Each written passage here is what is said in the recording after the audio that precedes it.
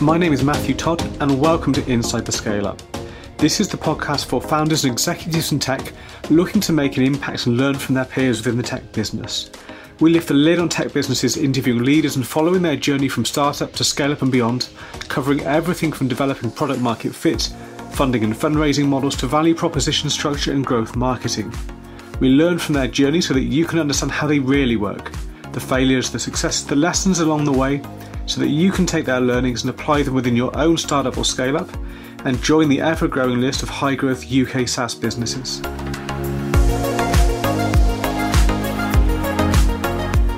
Hey, and welcome back to the podcast. Pleased to be joined today by Ed Bartlett, CEO of Hicomply. Great to have you here. Good morning, Matt. Really good to meet you. How are you doing? Yeah, doing good, thank you. The chilly weather seems to have set in, but it's all good. Yeah, I think so. Good time to have a chat. Yeah, absolutely. And looking forward to the conversation as well. I think there's a lot of value that you can bring to our audience.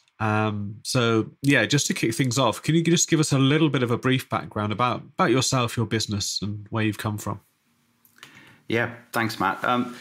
Probably take you back to 2011. So I've been in the tech space since early 2011. Firstly, with a business called Cloud, which was in the property and real estate space. That business grew from a couple of people eventually to 30 plus staff, and the business exited in late 17 with a sale.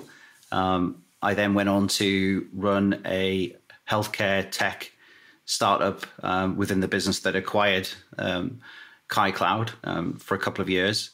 And then back end of 2019, I started a business called Hicomply with a couple of my previous team members and founders at previous businesses. So we've been busy building Hicomply since the back end of 2019. I'll probably dive a little bit into that experience a little bit, I'm sure.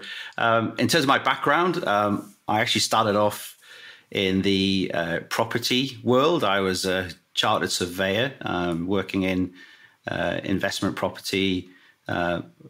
Most recently, going through to 2011 with the Balfour Beatty Group, managing sort of major government infrastructure projects. So very much in the detail of financial modeling and getting involved in large scale sort of infrastructure finance deals. So I sort of come with a blend of finance, property, tech, but yeah, a bit of an unusual mix, but a mix that I find really useful. Yeah, and so with Cloud, then, what was the motivation for starting that business?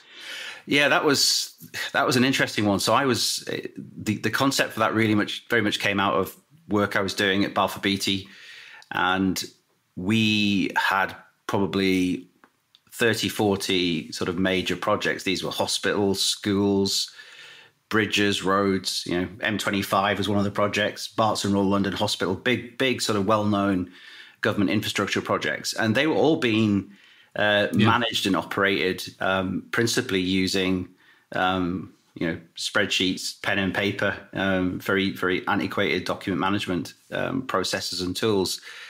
So we came up with a concept. In fact, I built the original concept while working in the organization, but there wasn't really an appetite to develop the technology. So I took that on to a good contact of mine, a guy called Nick Graham, who was working in a tech business at the time, and with an idea, and the concept was very much, look, really what we need is a mobile application that we can use to survey these big infrastructure assets, and off the back of that generate forward investment profiles. So what is the condition of those buildings, and what are we going to need to spend on them for the next 5, 10, 15 years or whatever. So Nick took the idea to the company he was working with at the time, and they didn't necessarily see it as something they were interested in. So Christmas 2011, we hatched a plan to leave our corporate jobs and go build a product. And everybody thought we were crazy. I think both of us had our second children on the way at the time. Our wives were a little bit skeptical, but we were both, we did quite a lot of market testing with people in the industry over that period.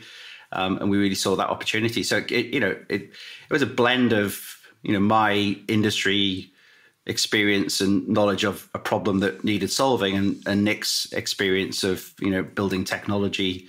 He built a number of quite large scale document information management platforms. So he had I guess we had a good mix, two founders, one with the technology and one with an industry knowledge. So that business got going as I mentioned 2011, but really scaled fast. We were one of the first businesses to have an application on an iPad. This was back in 2011. It was pretty, iPads had only just come out like the year before. We were early to market and got some really good traction. And eventually the business was acquired by a US company called Accurate in December 17. Yeah. And as part of that acquisition then, did you end up moving to the States? Yeah, it was an interesting one because Accruent was a circa 200 million turnover business. I mean, we were into multi-million pound turnover, but we were still relatively small, 30 odd staff, principally UK based. So the first part of the sort of acquisition, I've seen this happen quite a lot. A lot of US tech buying, particularly the private equity backed technology businesses that are very much all about building a portfolio or building a platform for a private equity exit to corporate sale or whatever, or a flotation. What they come with, which was a little bit of a surprise, was they come armed with an acquisition playbook. They very much follow a fairly standard process. They acquire a business and they kick in a process around what happens next. You set that 30-day, 90-day plan, but they look to make efficiencies, they look to make changes, they look to sort of integrate the technology into their sort of larger corporate. What was quite interesting about particularly KaiCloud is we were quite a small niche. We were very, very lean, so there wasn't anything really to strip out of that business. We were already as lean as you probably could make it. So the business pretty much stayed intact as it was, which was great.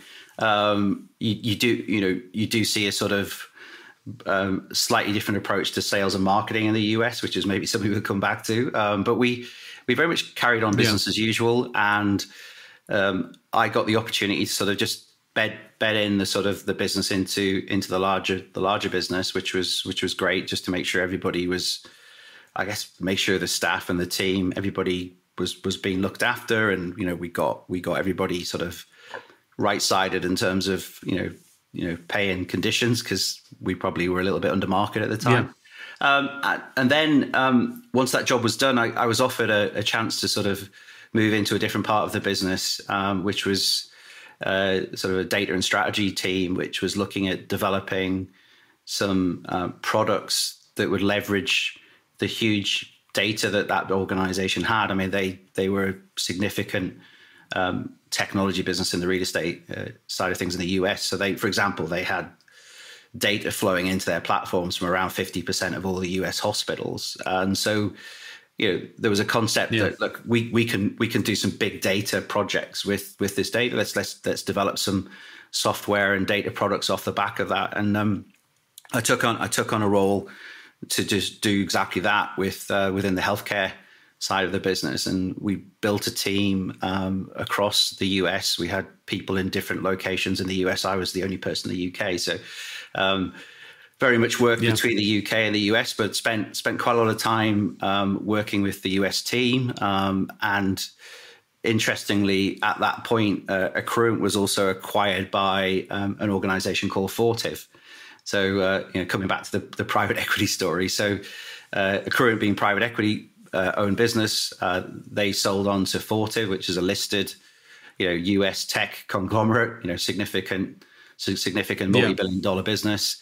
And we saw a really interesting opportunity open up in that Fortive is probably one of the leaders in the US in terms of applying, innovation, corporate-led innovation, entrepreneurial type processes, and they're very much fan of lean processes. So So we got to pitch our concept, which was this healthcare product, into the Fortive growth accelerator. So think of it as a tech accelerator, but within a large corporate.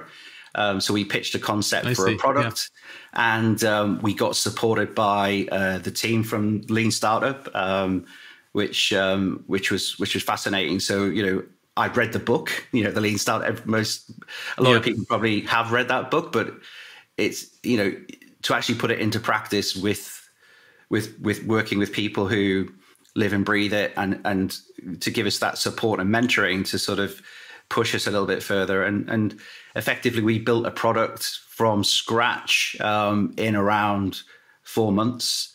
So my second product was effectively built within that corporate engine, but it was a fascinating experience. And I guess most people think of large corporates as slow, and they think of them as not particularly innovative and backing of good ideas. But my experience was quite the opposite. And all the way through that, I just kept thinking, look, I'd done my own version of a lean startup before that with KaiCloud, and then I'd sort of done the US style lean startup, but with a little bit more mentoring and support. And in my brain, I guess I started to come up with a concept of, look, if I do this again, I'd merge the very best, the best bits of both those experiences, and really that's what we've tried to do with Hicomply. We've learned a lot about how to do to create a business with very little, that's certainly very now it's very on trend in the market right now, because we're in a climate now where companies, tech businesses are being expected to do more with less and be innovative in how they develop their products. Yeah, no, that's really interesting, and I think really impressive that an organization of that size still has that agility and entrepreneurial kind of essence to it, alongside obviously the resources that brings as well. And also, going back to that kind of lean startup, being able to work with the team, be mentored, as well as see some of the UK, US differences. I'd be interested to hear your take on perhaps not what's missing from the book, perhaps, but what people commonly don't appreciate or misunderstand from the book. Because I see that all the time, entrepreneurs not really getting the intent behind what they're actually trying to achieve and enable you to do. Yeah, it's absolutely, because I'd worked in corporates before where my interpretation of corporates was there was very little innovation, and I think I have seen the other side of this, and in fact frustration with that is what led me to break out and do something in the first place back in 2011. But certainly what I saw with an organization, certainly Accruent, who acquired our business, had grown from a startup into that sort of 200 million turnover, through acquisition, but also organic growth. So there'd always been an element of, probably with that organization, innovating through acquisition, but certainly landing and understanding the way that Fortive operated was quite different. And it's interesting because Fortive itself was a spin out of a US business called Danaher, which is a hugely successful conglomerate industrial. Yeah, I know business. them. A company I work for was acquired by them as well. So yeah, I mean they've been they've got a real track record of innovating, developing products really from the ground up, and probably more in the industrial product and technology space rather than software. And I guess Fortive was definitely looking at pushing that. Fortive's what, 7 billion revenue US, something like this. So, but what was different, I think, about what I saw in that business is, the investment that they put into innovation was significant, and the programs and operating systems they had in place would blow any business out of the water, in my opinion. So real, and it was very much led from the very top of the organization. We spent time with the CEO and other board members who were really driving these programs. And I think because they'd seen, and I guess this is the slight difference in, technology and software, SaaS product, lean versus industrial product lean. I think, we often think we've got it nailed in the software space, but actually some of the best examples have come from sort of, industrial product development and design and scale up. So I think they had that nice blend of product experience and then through acquisition had brought in some very good software businesses, and that sort of blend was. So I think that's probably the first thing, is like they actually lived and breathed that innovating sort of culture. And what they also did was gave us space to fail. They gave us, we had a program which was 6 months long. We came with an idea, from the very start. It was agreed and accepted that there was maybe 10 or so different teams that from different parts of that business, and it was agreed that any of those businesses might be successful or fail, and we very much worked along that. So there wasn't that pressure that probably you get. So I think there was a little bit of a safety net there, which was probably where. If you're trying to sort of put some of that real innovative lean startup, some of that experimentation and, the innovation, some of the innovation techniques, and a lot of it is around, building experiments and measuring the success of those experiments. And if you're in a startup world where you've got a limited amount of capital and, you're running experiments and, experiment 1 fails, experiment 2 fails, experiment 3, you start to get a little bit nervous, and you perhaps start to revert back to, hey, look, we need to get this done. We need to get a product built. So, experiment's over, it's business as usual now. And I think that's probably where you can often rush. Yeah. I think a lot of organizations try it and maybe take it so far, but, it doesn't necessarily they don't necessarily work the whole cycle. And I think that's my experience of having that model where we were able to do that was probably the thing that makes a difference. But certainly with Hicomply and the way we're building the business now, we have very much been very, very focused on the go-to-market. Testing and experimentation, and whether it's the luck or the disadvantage, we pretty much took the business into sort of building product phase just as the COVID pandemic was hitting. So to some extent, we had a little bit of room and space to do some of that in the way that maybe we wouldn't have had the pandemic not been happening. So while I say this to a lot of my contacts who work in corporate jobs, while people were kicking back and making sourdough, we were building product. We were really testing the market. We were speaking to people. We were out there fundraising. We fundraised. We did our initial pre-seed round right at the start of the COVID outbreak. Which was a challenge in itself, but so I think we've been able to put some of those lean principles into practice. And so then when it came to that early initial validation of Hicomply, then how did you go about doing it with that experience that you had before? What was that proposition that you were trying to initially validate as well? I mean, we had a real understanding of the opportunity with the product. So I guess it's a similar thing to what I explained with KaiCloud. So with Hicomply, the product concept that we launched with, and we're still very much in line with, we're looking to, we've built a platform. It's a B2B SaaS platform, and it helps organizations manage information security, but importantly, it helps them gain the certification and trust badges that buyers of technology will expect an organization to have. So it's things like ISO 27001, SOC 2, the GDPR.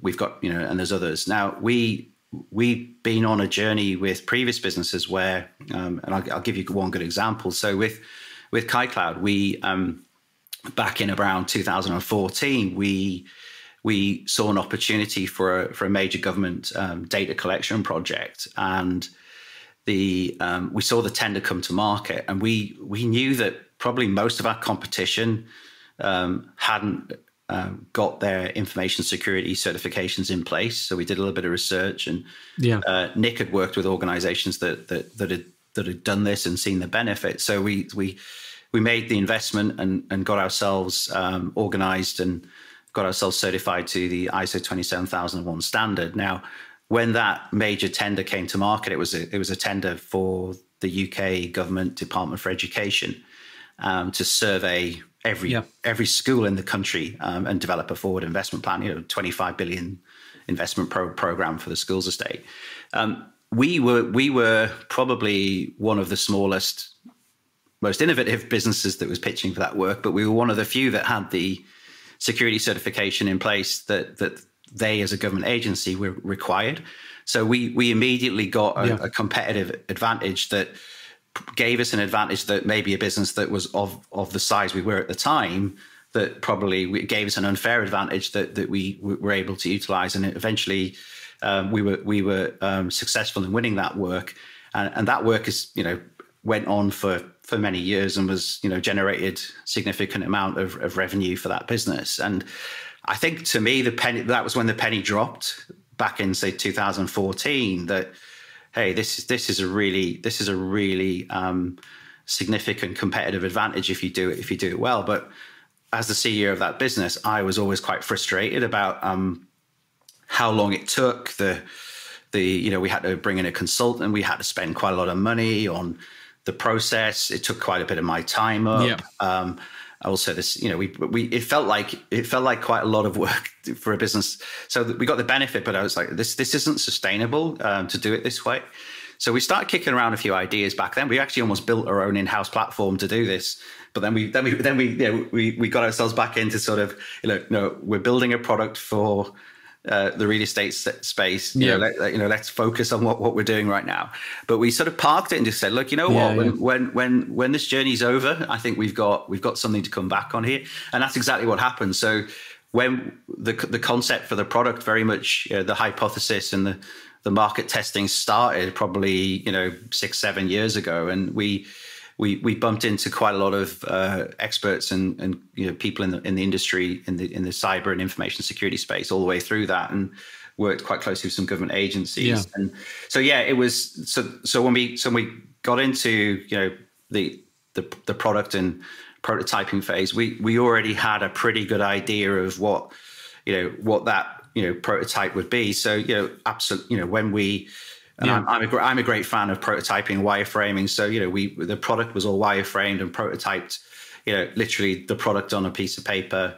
We put that in front of 25 interested contacts, people we knew in the industry. We did quite a lot of sort of voice of customer work very early on, sort of over back end of 2018 into 2019, and we got consistent feedback that around the product need. So I think we zoomed in on the sort of, we didn't pretend we had product market fit, but we could see that our experience had been that there was a need for a product in that space, and we validated that quite quickly. So it was then around, okay, how deep does the feature set need to be, in terms of getting a product to market, in terms of a minimal viable product. So we were able to launch the product quite quickly on an MVP that in essence replicate or replace what people would typically do now in a sort of non-digital environment. And that was our sort of early release. And then we've been constantly evolving the product set, and it's evolved significantly from them. But I think, I was really proud that we were able to build and launch a product and then sell that product at that MVP stage. And I think a lot of businesses, their MVP ends up being overly developed because they're looking for perfection, and you'll never get the first shipping of the product that the first customers use will never be the ultimate perfect product. It will. We've evolved that product every 4 weeks for the last 3 years. We release, our cadence of release is without fail every month. And every month we're releasing. And I think that's what I think a lot of founders maybe miss early on. And that's probably the experience we're bringing to having been through the cycle a couple of times. We're more comfortable with that sort of environment. But I know for some people that's quite a difficult world to live in. Yeah, I think it can be, and I think it can feel not easy, but I think it makes founders slightly more comfortable or slightly less uncomfortable to focus on the product once they've got a little bit of the starts of market engagement, and then that MVP ends up being a bit too biased towards the product and not enough towards the market, I would say, in my experience. Yeah, I would agree. And I think, it sort of takes you into, for example, with our product, there's the information security, cyber. I know you've had a couple of businesses on your podcast in this space.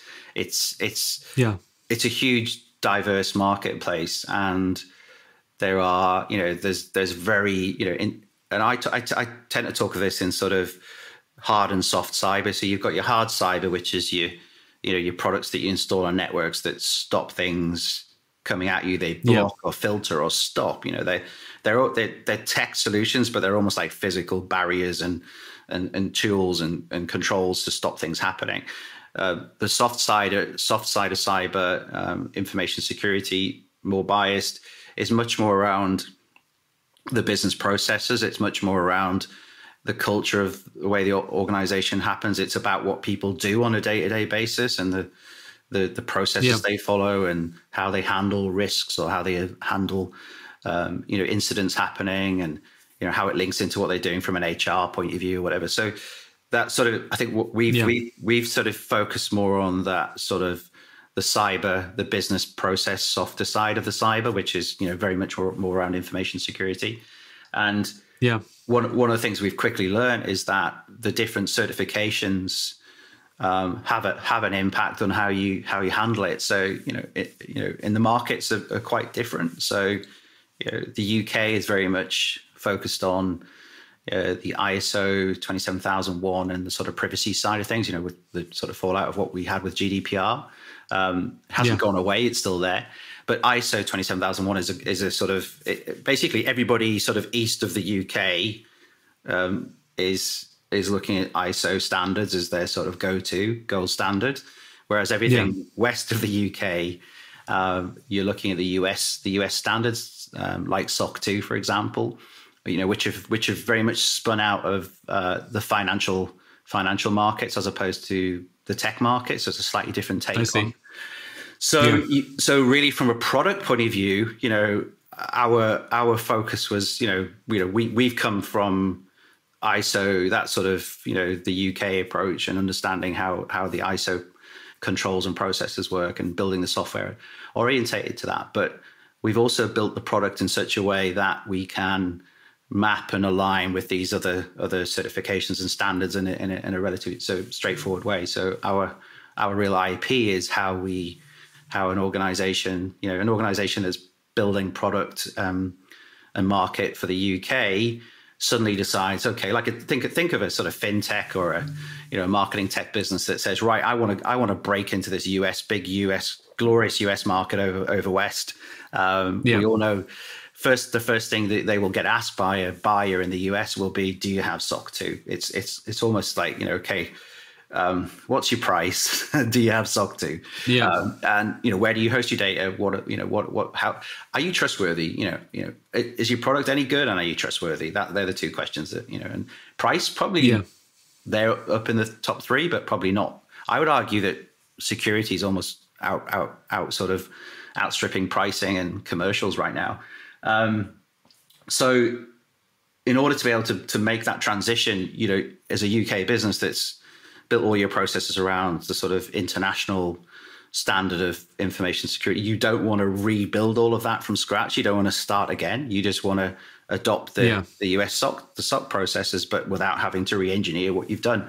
And our product allows the customers to do that. So that's the bit that's relatively unique about what we've done. I think a lot of the products in the market have been very, very focused on a sort of very specific approach, but then organizations organically grow and change and evolve. So, that's been probably where most of the effort and thinking went into the product, but it's where we're seeing the most benefit right now. I see. And so then when it comes to your market and finding customers, is that what you're looking for then? Specific industries that are trying to cross that gap from UK to US, where you know that they definitely have a security requirement. They know they have one, but they don't know quite how to meet it. Yeah, it's very much in that sort of latter. It tends to be, I would say there's definitely markets where there's certain trends, and what we're seeing is industries where there is just inherently a lot of valuable data being transacted or processed. So finance, property, interestingly, sort of like e-commerce, wider retail, where organizations are storing huge amounts of personal data that they've traded for, data subscriptions or marketing subscriptions. So those are sort of the three sort of very interesting. Those are very much global markets. We're seeing organizations want to do multiple standards. But then we've got examples in, say, the automotive industry. We're working with a business called Power that does charge cards for electric vehicles. Really cool product, actually. And they're very much in the UK and looking to do things from a UK perspective. But they're working with suppliers, products that are global, global products, and the types of organizations that are corporates that are buying into their solution want to have, they might be American-backed businesses who say, "Hey, I want SOC or I want ISO," so it depends where the sort of the headquarters are of a lot of these buying organizations. So might dictate what's required. But certainly, we also see, I think the other clever thing about what we've picked up is that it's not just about the sort of technology space. I mean, we have customers in higher education, in government, in museum, in the sort of third sector type space. So it's what we're finding is this probably the move to adopt these sorts of standards was very much a tech-led initiative, very much driven by buyers of technology. But it's now becoming something that any type of organization that's got a governance has a job to do in terms of governance, or their shareholders or benefactors or investors. A university, for example, that is looking to secure investment for research. Or government investment to grow. They're being asked, what have you got from an information security point of view?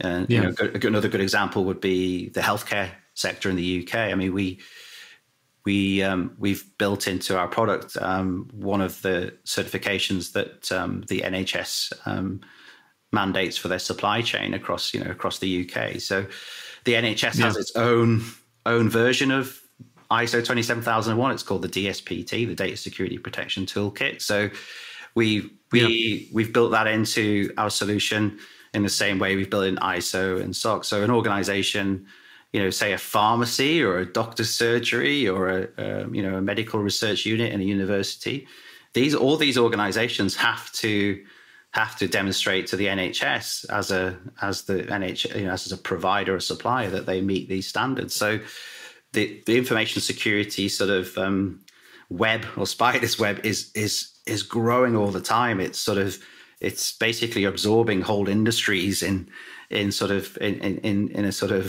almost Triffid-like way. It just seems to be growing arms and legs and expanding all the time. So it's a fascinating industry from that point of view, and hard to keep up with, to be fair. Yeah, absolutely. I'm familiar with many of those that you mentioned and have been involved with some businesses that have been through the NHS one and a couple of businesses, and it's not an easy process to navigate, from a prospective supplier side, but even from the buyer perspective, the people that you engage with at all the different levels, they have greater and lesser experience and knowledge about different areas of it as well, because they do encompass so many different elements of security, and a lot of them can be based on, legacy kind of ways of technology working as well, and maybe aren't, there'll be some elements kind of added on that are about kind of cloud infrastructure security and data centers, but you can tell there's still a lot of things that, are hangovers from older technologies that I'm assuming that they still do end up working with, but it's a very complex process. Absolutely. And we see that with, one of the sort of key elements of customer requirement. And again, this wasn't necessarily sort of MVP. This has evolved into our product with customer demand, is that, customers want to make sure their businesses are compliant while they do their job. They don't want. Yeah. I guess it's similar to, if you think back to the world of finance, look at, I remember, working in businesses where, if you're going to buy an accounting software package, the only option in the UK was probably something like Sage. Overnight, Xero landed, presented something to small, medium-sized businesses that was just utterly different user experience, transformational, around 2009, 2010. And I think what's happening in our space is similar to that. Up until now, what's been available has been relatively limited. The processes have been very much around spreadsheets and documents and time-consuming ways. But if you now move on 10, 12 years with Zero World, what's really clever about that product now is it's the integration opportunities. You're linking it into platforms that can read receipts, platforms that can link into your expenses management platforms, etc. And what we're doing with our product with Hicomply is exactly the same. So we're now the product already integrates with sort of out of the box 80 odd different platforms, from everything from your HR platform to your ticketing, events, project management tools. People are using Trello or they're using Slack or whatever it is, and they want all of these tools to work together. They don't want them to work in isolation. So that's where I think the market's evolving really quickly and really interestingly and I think that's something that we see the future of this. But then interesting, you work with an organization who doesn't use any cloud infrastructure or doesn't really use a lot of cloud products, and they still have that demand and need. So, there is a huge variation from, as you say, organizations that are on very, very sort of legacy-based sort of technology platforms, right the way through to organizations that are maybe running 20, the whole business is running on 20 SaaS platforms, including, on a cloud infrastructure model. So you have to be able to cope with all those different scenarios, specifically in the UK. I know there's some of our competitors have made the decision just to support cloud infrastructure businesses because that's all they want to do. Whereas we've taken the view that actually we want to support. If a doctor's surgery wants to buy our product, it works for them. But if a very high end tech business that's got everything on the cloud wants to buy the product, it works for them as well. But that's something that requires a little bit of time and effort to get right. But yeah, that's our strategy. Yeah, and how do you maintain focus then in terms of the market, but also product features? In some ways, if you do it right, that can be easier early on, but as you start to get more momentum, you will be exposed to more opportunities. So I can imagine it is quite difficult to decide, what direction you do and don't go in.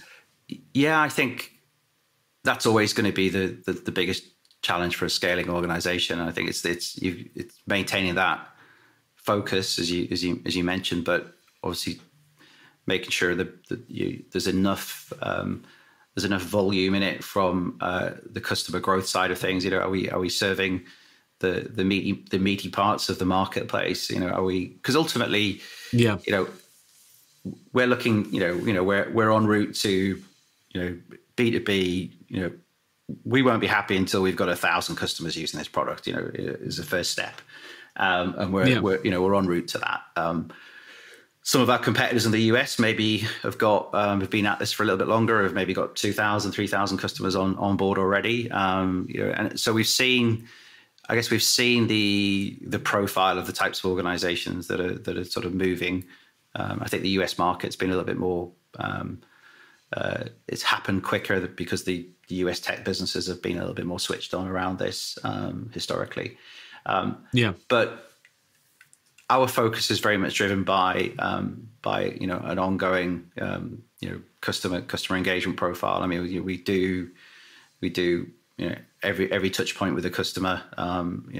We're doing voice of customer feedback. We're understanding what they're saying, and I'm not interested in. I think there's one of my little bugbears about this is like you look at a lot of people take their guidance from sort of online review platforms like G2, and I'm not criticizing what they do, but sometimes businesses put too much reliance on a third party collecting their feedback for them, and I think it's really important that you do that yourself. So we have significantly more sort of internal feedback within the business than perhaps we put out into the marketplace, because part of that's competitive advantage, but part of that is it's for us to understand and get right, and we share that. We don't overshare. I think a lot of there's certainly an element of that in the market. But yeah, we have a good customer community that we work with, and we're getting ongoing feedback. And I think the other key part of that is we effectively have sort of really three types of customer, engaging with our product. So we have customers that are absolutely new to information security, never looked at this, never done it before, just want help, guidance on what to do, how to do it, and how to get certified. We've then got organizations that have got expertise, or people in the organization who have done it before, know what they're looking for, maybe already been certified, but just want a sort of a better way of doing it. So the product requirements for those two are slightly different. But we have a third customer group, which we call our partner channel. But our partner channel aren't necessarily they're not sort of partner channel in the sort of traditional sense, and they're not just referring as business. Our partner channel are consultants, experts in the information security space who are using the product to serve their customers. So they're sort of almost experts in the field, but also experts in how they deploy the product. So we get really good sort of feedback loops from those three different areas. But we have seen interestingly, and this is something that I've seen crop up in on many products I've worked with is around language, supporting multi-languages. We're a UK product. Do you go to market with a product that can support every language on the planet, or do you just focus on just getting it right for your own market and then adding that later? So we've gone multi-language with this product earlier than probably we expected. And that was very much feedback driven, and it came from a number of customers who were sort of multi-site or sort of HQ, multiple locations spanning out of a UK HQ, so a UK-based business, but with locations in different geographies around the globe. What we quickly found was that they do require certain components of the security processes to be in the native languages, particularly around the policies and procedures. Yeah. So we enabled that quite early on, and I think that was something that sort of maybe accelerated into the roadmap a lot quicker than we expected. But I think that's a good example where sometimes things you build your roadmap with your customer base and you think everything's covered, but there's always something that comes in, and you've just got to have that sort of very, very organized way of managing that. And I think that the team are good at that. And I think there's other examples. We had a number of customers who use our product and sort of in a capacity as a consultant advising other businesses, and in that sort of partner consultant way. And they wanted to white label the product, they wanted to put their own logo, they wanted to make sure that the product could be branded, and incorporated into their broader product offering. And, again, a lot of SaaS businesses get quite precious about that and maybe are nervous about that or don't want to go down that route. And that's something we see as a route to market. That's something that probably pushed up the to-do list a little bit quicker than we expected, but it's something we've delivered. And I think it's we have no, we don't really care if a customer wants to put their own logo on it and package it in as part of what they do and their expertise, because ultimately that's going to embed the product into their offering and make it particularly sticky in the long run. So absolutely. There's really interesting angles there that I think, and I could probably give you a list of 10 other things that are in that sort of category. So I think there's, my experience is you've got to be flexible, but you've got to be disciplined with that focus and growth around features. But you've also got to listen to the customers. And if the consultancy market, these are people that have been doing this for 20, 30, 40 years. They want to digitize what they do and embody our product into their offering. Then why wouldn't you make that easy for them? Rather than to compete. Indeed. Yeah, they've already got the trust, haven't they, and the customer base. So and that's a key route to market for us. There's, like I said, there's direct, but there's also that really neat sort of partner consulting space, and that's something that we see as critical. And I think being a UK based business, I think we've managed to gain good trust with the UK marketplace around that. Different markets have different sort of communities around that. So that's something that obviously we'll need to look at as we grow overseas. Yeah, no, it sounds very interesting. I think it certainly shines through that the customer-driven approach that you talked about at the beginning is something now that is very much a core part of what you do, informing the features, the priorities, and growth channels as well. I think it's not something, as you say, you just use for testimonial or case study purpose. Is actually what you use to make sure you're building the right thing for the right audience, isn't it? Yeah, and I think sometimes you get it wrong. I mean, you put things, you develop features that you think everybody's going to use, and then you find that maybe those features don't get adopted. But we're quite a data-driven organization, so we'll be looking at feature adoption and looking at usage and looking at how people are involved, how they're handling the product and what are they doing with it. And I'm a great fan of the Google toothbrush test. I don't know if Matt, have you come across this? No. Yeah. So Google, their acquisition strategy back in the early days was basically the toothbrush test. So they would only build or acquire businesses that passed this test. So basically, it's as simple as, is it a product that you use twice a day? It's really fundamental stuff. And people talk about product market fit and how do you define it and what measures it. And I like the simpler approach. Like, if someone's going to pick this up once or twice a day, it typically means it's adding value. They gain value from the product. The time to value for them in using that product relatively quick if they're in a position. They've bought a product which they now use a couple of times a day, and that to me is how if founders are trying to look for a simple way to gear their strategy to product market fit, that's the one that works for me. And some products it might be every couple of days. That's actually for that product that might still be It's not a product you'd expect to use every day. It's like, if this is a product that you would expect to use every day, are you using it every day? If it's a product that you don't expect to touch once a week, which some products might be, then but does that happen? Are the usage metrics telling you that? And I think that's where a lot of businesses get very, very focused on the marketing channels and throwing money into paid advertising and trying and then you step back and you think, well, are we using the product? But I mean, the marketing channel side of things is a different conversation altogether. But I think that's an area where I think certainly you might want to take this. I don't know.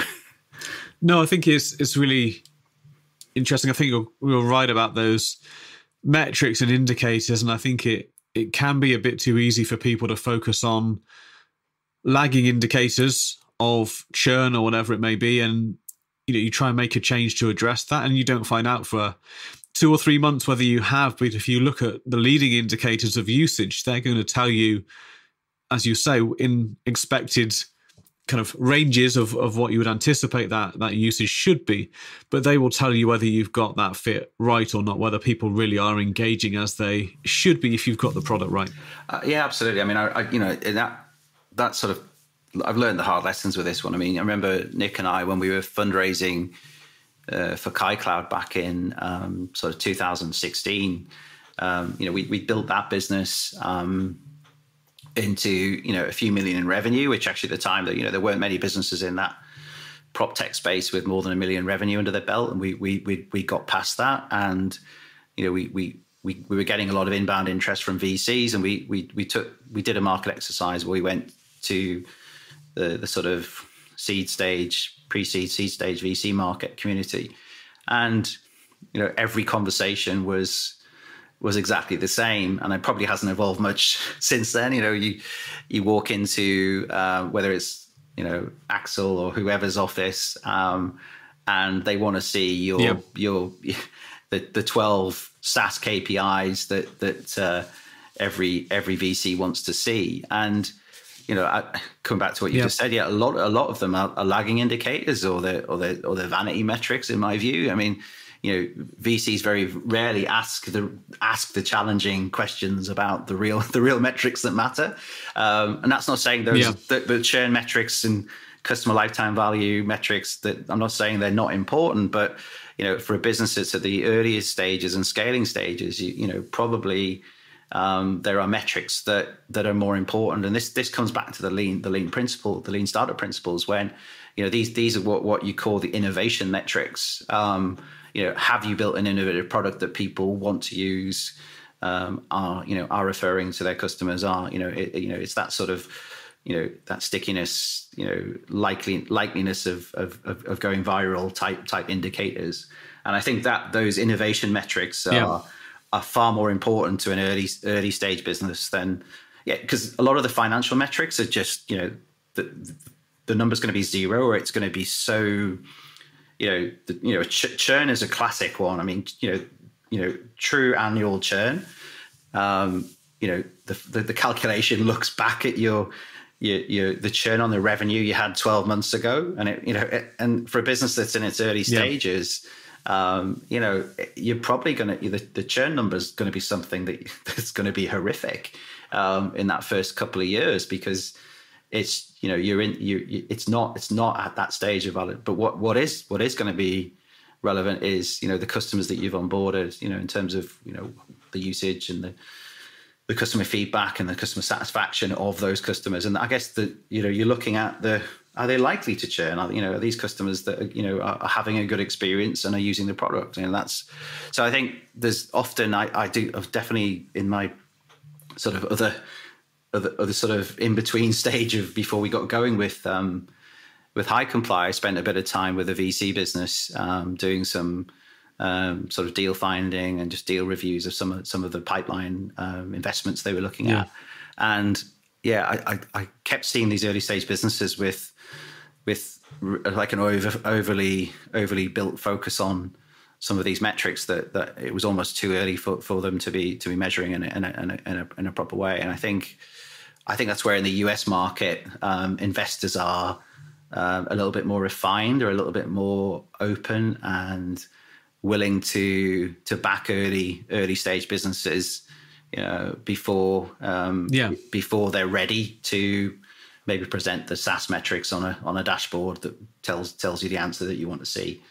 Yeah, exactly. I think those metrics have their place, and I think once you've got that point of early product market fit, then growth churn, all of those things can become more relevant. But I think in the early days, as you say, those innovation metrics are going to be so critical. And I think you always need to balance, even when you're at that scaling stage, the metrics that tell you what has happened versus what you believe is going to happen and the direction that you're trying to move things in.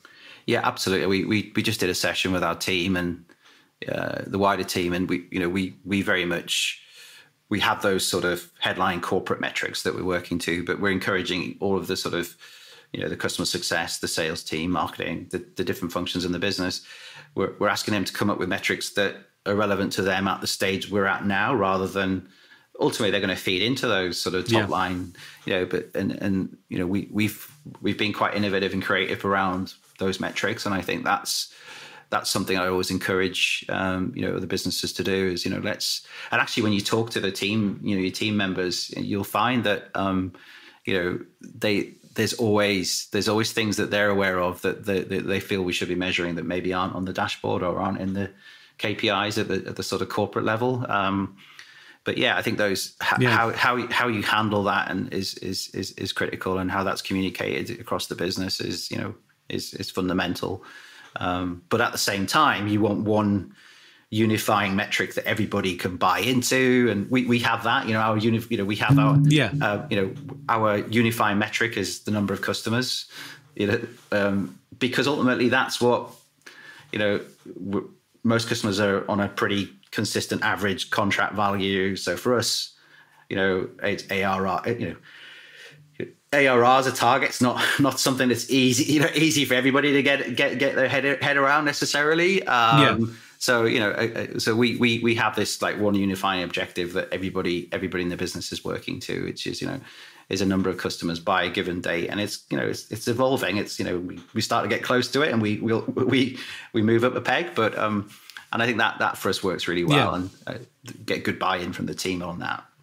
Yeah, it seems like that's very tangible. People can grasp what that means and what that looks like. But I also like the fact that yes, you've got those other kind of standard metrics, but give the team some ownership of the data that they think is going to contribute towards that leading metric as well. So it's not just we are measuring you by this metric, but it's also no, we are in this as a business, and here's how those different areas think they can contribute towards those goals as well, isn't it?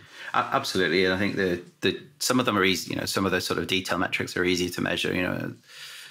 Some of the marketing channel metrics, because the tools out there are just great for aggregating data on clicks or traffic or whatever, and others maybe not so. Some of the more softer metrics, or some of the but yeah, I think it's getting a good blend of those. But certainly, if I compare what we're doing now versus what we did with what we're doing at Hicomply in 2022, almost 23, and where we were with previous business in sort of 15, 16.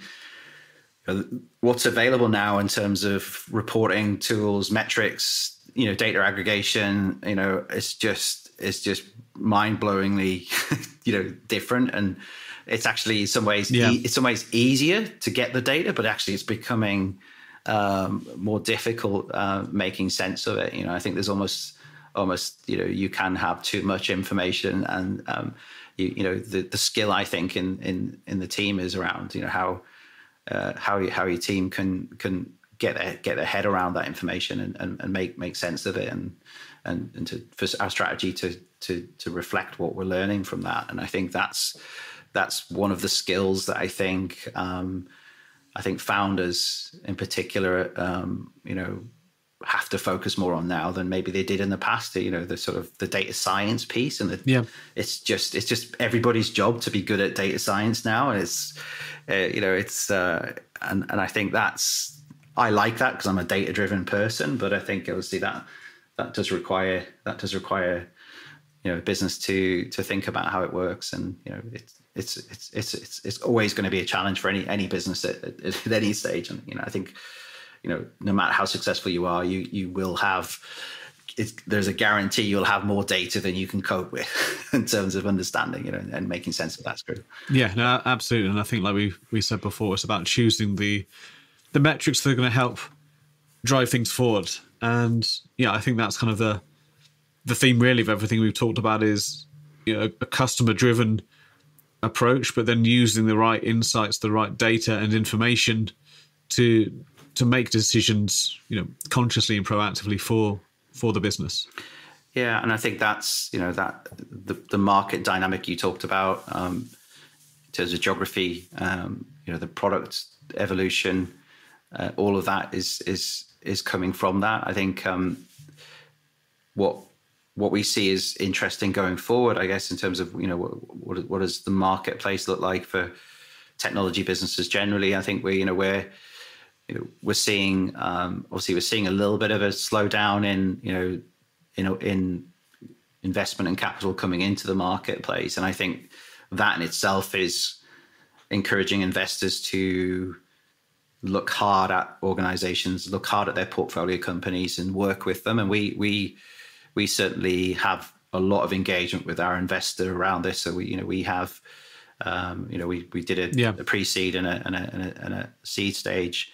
We're with BGF, who are UK based, ultimately, backed by the UK banking sector, but they're independent investment growth capital provider.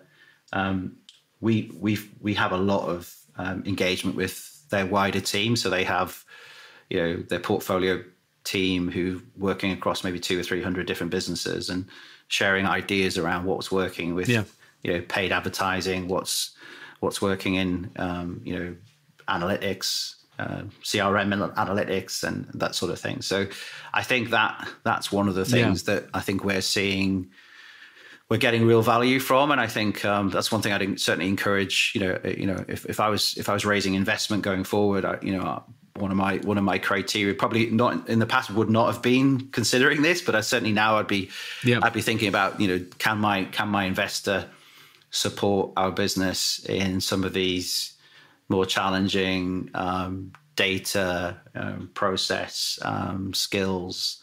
Can they bring experience to the table that's proven experience and things that they can share that can help? And I think that's certainly, I feel like the UK investment community is very good at that.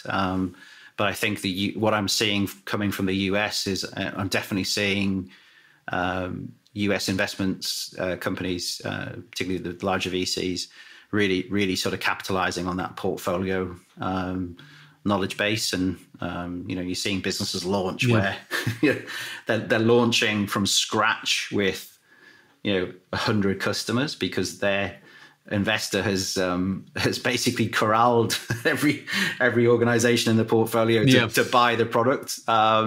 So a little bit sort of maybe a little bit of an unfair thing to do, but actually, in the current climate, I think I think you've got to take what you can in terms of and if you've got an investor who's willing to give you a bit of a leg up, then that's great. But ultimately, the customer base is going to be the proof, certainly in the market going forward.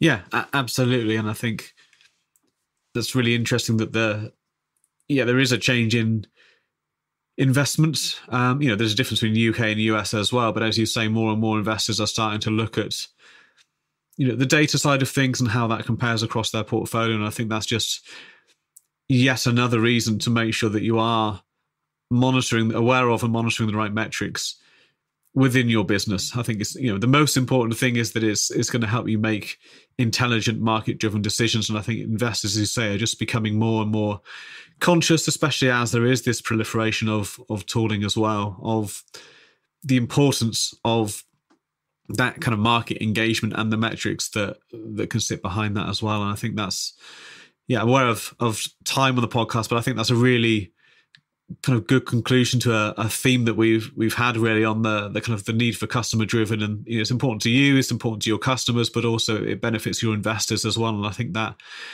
kind of completes that picture quite nicely in terms of the impact that can have. But just before we do wrap things up, I'd love to hear whether there's anything else you'd kind of like to offer to other founders, whether they're at the startup or scale up stage.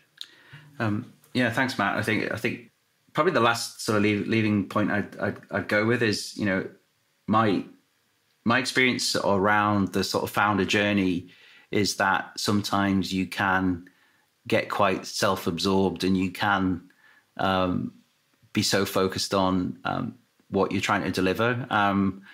And sometimes you've got to take a step back and actually, talk and engage, whether it's with investors, other founders.